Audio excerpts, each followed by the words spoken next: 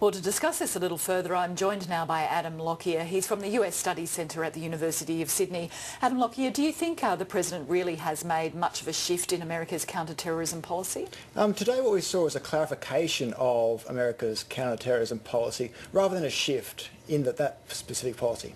If we look at drones specifically first, this new policy is supposed to impose tougher standards for when drone strikes can actually be approved, limiting them to certain targets who, and I quote, who pose a continuing imminent threat to Americans. Do you think, though, that the drone policy is still a key part of that national security framework? Oh, absolutely. So we're not going to see the end of the drones after this speech. In fact, what I think we're doing now is seeing a greater legitimacy of the drone strikes by bringing in greater checks and balances to their use. So one of the big criticisms of the drone strikes thus far has been, well, who decides when they're going to be used, where they're going to be used. And so what Obama has tried to do is throw some cold water on those criticisms by saying that he's going to introduce greater stringent oversight of the drone strikes. But that doesn't mean they're going to wind back the actual use of drones, though. No, because at the same time as he's saying there's going to be greater oversight, he reiterated that they're very effective. So he made the strong point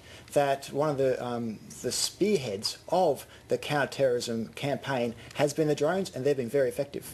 If we look at some of the other policy changes, I'm thinking about Guantanamo Bay, for example. The President has promised for a long time to shut it down, but it's one thing to promise something and very difficult to actually implement that. He still needs congressional approval to shut Guantanamo, to transfer some of the detainees to the United States. Is there any chance he's going to get that before the end of his term? It's an uphill battle. We saw that even with the recent battle over gun control, over immigration, that President Obama is having a great deal of difficulty pushing through his legislative agenda through Congress. So he's going to have great difficulty.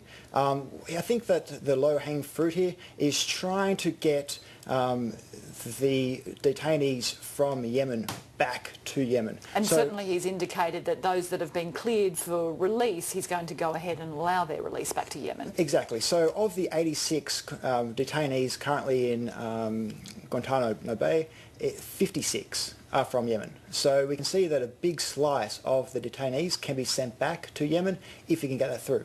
How much damage do you think Guantanamo Bay is still doing to the impression of the United States around the world? To those who are paying attention, a great deal. Yet I think that overall there are other issues that are probably doing America's reputation greater damage, including the drone strikes. I think that people seem to think that the people who are kept in Guantanamo have been seen to be serious terrorists, and this is why they can't be released. Yet there are questions lingering over, well, who decides when a drone strike is going to be carried out, where it's going to be carried out? How do we know that these people are actually terrorists and they were going to do bad deeds? And certainly the Obama administration has indicated that it won't just be the CIA and the Pentagon doing the drone strikes anymore, that CIA involvement might be wound back a bit and that the drone program would remain within the Pentagon. Do you think that would help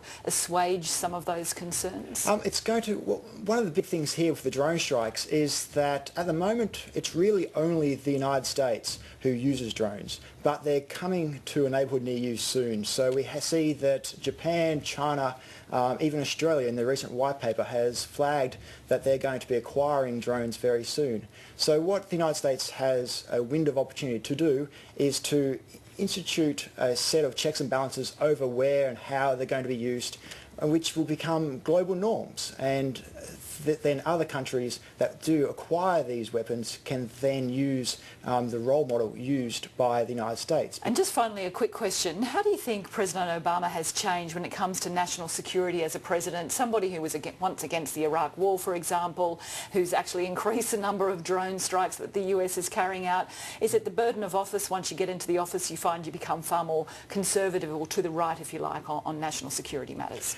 So from day one, he introduced greater drone strikes. What his greatest objective was to get Americans out of harm's way. So he successfully withdrew troops from Iraq. He's going to withdraw American troops starting in 2014 from Afghanistan. So he's going to see those as two of his big legacies. But yet the war on terrorism does go on, and he needs weapons to carry them out, and unfortunately they're the drones. All right. Thank you very much, Adam Lockyer. Thank you.